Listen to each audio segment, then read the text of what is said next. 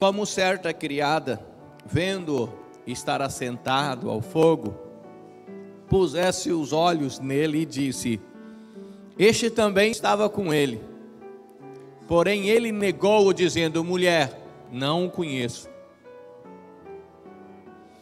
E um pouco depois, vendo-o, outro disse: tu és também deles. Mas Pedro disse: homem, não sou.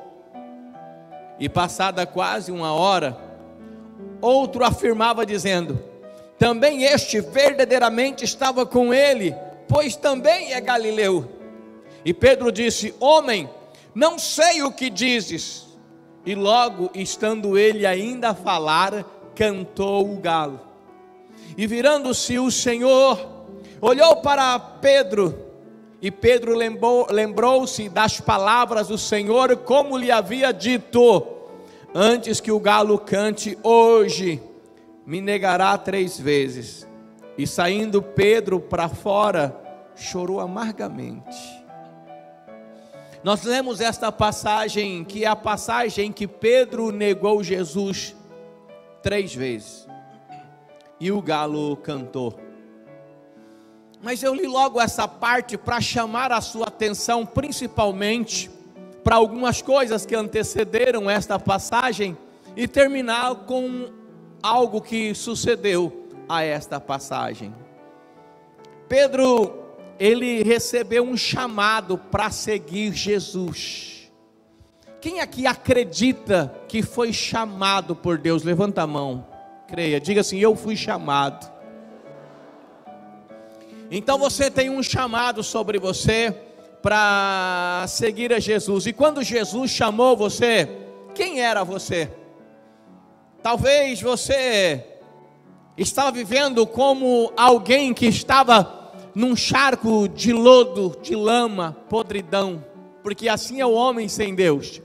Aí Jesus tirou você de lá.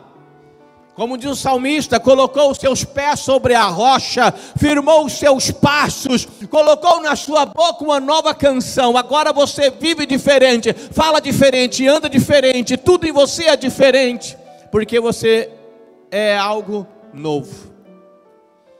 E quando Deus chamou você, quem era você? Talvez uma pessoa que vivia derrotada, fracassada, talvez uma pessoa a quem ninguém dava talvez valor algum, talvez uma pessoa que quando falava ninguém se importava, talvez uma pessoa que não influenciava nada em ninguém.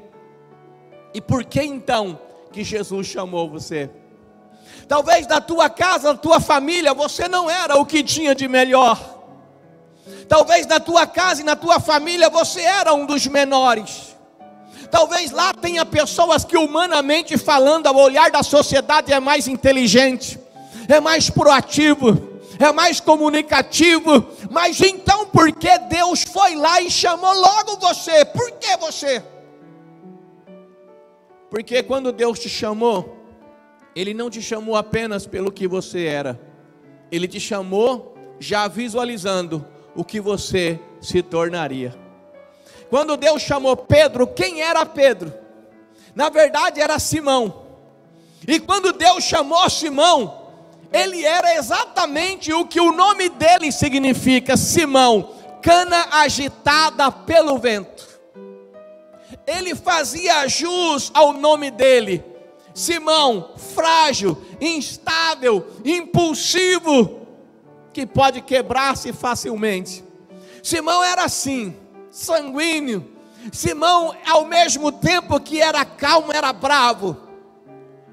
Simão foi aquele que, quando foram prender Jesus, ele pegou a espada e cortou a orelha do soldado Malco. Simão era aquele que diz assim: não, de Jesus eu não largo, daqui eu não saio, ninguém me tira. Simão. Mas quando Jesus Cristo chamou aquela cana agitada pelo vento, que mostrava de vez em quando maturidade, e mostrava às vezes imaturidade, simplesmente instável, Jesus chama Simão, que era um exímio pescador, era a única coisa que ele sabia fazer. Se fosse hoje, aqui na igreja, tivesse Pedro, e eu chamasse Pedro para pregar, você ia falar: o que o pastor está pensando? Olha quem ele está pondo no altar. Foi esse que Jesus chamou. E Jesus falou assim: vem cá, Simão, você é um pescador, mas eu vejo muito além disso. Eu vou fazer de você um pescador de homens, de almas. Mas o que o Senhor espera de mim? Eu espero muitas coisas. E já vou começar mudando tudo, mudando a sua mentalidade, mudando o seu nome.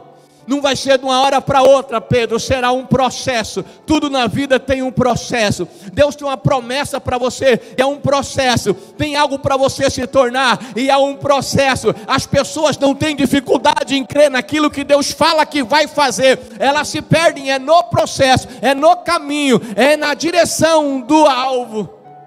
E Jesus falou: Pedro, Simão, tu és uma cana agitada pelo vento, mas agora tu serás Pedro. O que é, Simão? Cana agitada pelo vento. Jesus então via nele Pedro. O que é Pedro? Rocha, pedra, aquele que ninguém dava valor algum. Jesus disse: você é a rocha, e sobre essa rocha eu vou edificar a minha igreja. Muitas pessoas não davam nada para Pedro, mas eu e você conhecemos o final da história dele. Foi um dos maiores pregadores da história. Aqueles que as pessoas diziam não serve para nada, foi o que se levantou depois do dia do Pentecostes, estufou o peito e com coragem falou para a multidão. Falou firme com eles, e cerca de 3.000 pessoas aceitaram Jesus como Salvador. A segunda vez que ele falou, cerca de 5.000 almas se entregaram. Jesus já via lá na frente aquela cana agitada pelo vento que ninguém dava valor algum. Jesus olha e vê o que ele poderia se tornar. Quando você começou, talvez ninguém dava valor a você, talvez nem você acreditava em você mesmo, mas Jesus já via quem você se tornaria e quem você poderia ser. E uma das coisas mais gloriosas é a transformação que Deus faz na nossa vida. Às vezes eu falo, hoje na hora do almoço mesmo eu estava comentando, ninguém acredita. Eu sei que é um choque para as pessoas quando eu falo que teve um tempo que eu já fui feio. As pessoas não acreditam diante de tamanha beleza. Mas eu era tímido, medroso, assustado, magro, que dava dó. Dava dó para tomar banho no chuveiro, um buraquinho só. A orelha ressaltava até hoje, o nariz avançado. Eu não sei se o meu nariz era grande ou se o rosto é afastado, mas eu era um pouco estranho. Mas isso não era o pior. A timidez paralisante que eu tinha medo, eu paralisava, eu travava. Sabe, eu não sei se você já teve aquele frio na barriga, a gente não consegue. A primeira vez que eu peguei o microfone na mão, eu não conseguia segurar tanto que ele tremia. A primeira vez que eu cheguei na quadrangular, com 16 anos, eu vi um pastor na frente falando com as 15 pessoas. Eu olhei e falei: esse é herói, como que consegue falar na frente das pessoas assim? Eu até acreditava que eu não serviria para nada, e cheguei a ouvir de algumas pessoas: você não serve para nada, não vai servir para nada nessa vida. Aí Jesus veio, e quando ele olhou para mim, ele via lá na frente, e ele fez o trabalho, o processo, e eu estou ainda no processo. Então é importante a gente entender, e é bom essa transformação que a gente entende quem eu era, quem você era, o que nós somos hoje, o que Deus fez. Ei, o que Deus fez na sua vida. Olha como você está agora. O que Deus fez, você era feio, agora você é bonito até de máscara. Dá uma olhada para o lado, senão tem umas máscaras estilosas ainda. Até de máscara você é bonito. Você não está vendo o irmão sorrindo porque ele está de máscara, mas ele está sorrindo, porque o crente sorri até de máscara. Olha o que Deus fez, e a gente rende a Ele toda a honra, toda a glória, todo o louvor. Eu tenho algumas dificuldades ainda, como você, muitas, e uma das dificuldades que eu tenho é elogio. Sempre quando alguém elogia, eu dou uma paralisada. Talvez por eu entender que, às vezes eu vou pregar por aí. Esse dia eu fui pregar, preguei sobre José numa igreja, e quando eu terminei, um rapaz chegou: pastor, parece que eu fui transportado para aquele tempo. Eu fui visualizando conforme o senhor ia falando a história de José, José levantando pela manhã, tomando café com os irmãos, que coisa maravilhosa. Aí às vezes eu penso assim: tudo é Deus, e tudo vem dele, tudo para ele. Se eu pregar uma mensagem e ela for abençoada, é porque o Espírito Santo fez, o Espírito Santo tocou os corações, o Espírito Santo falou. Eu orei a Deus e Deus me entregou uma palavra, eu li algo e me inspirou essa palavra, eu vi alguém pregando algo assim, eu quero pregar nesse tema também, alguma coisa. Então tudo vem de Deus e tudo é para Ele, nós somos apenas instrumento nas mãos dEle. Eu prego o Evangelho, disse Paulo, e ai de mim se não pregar o Evangelho.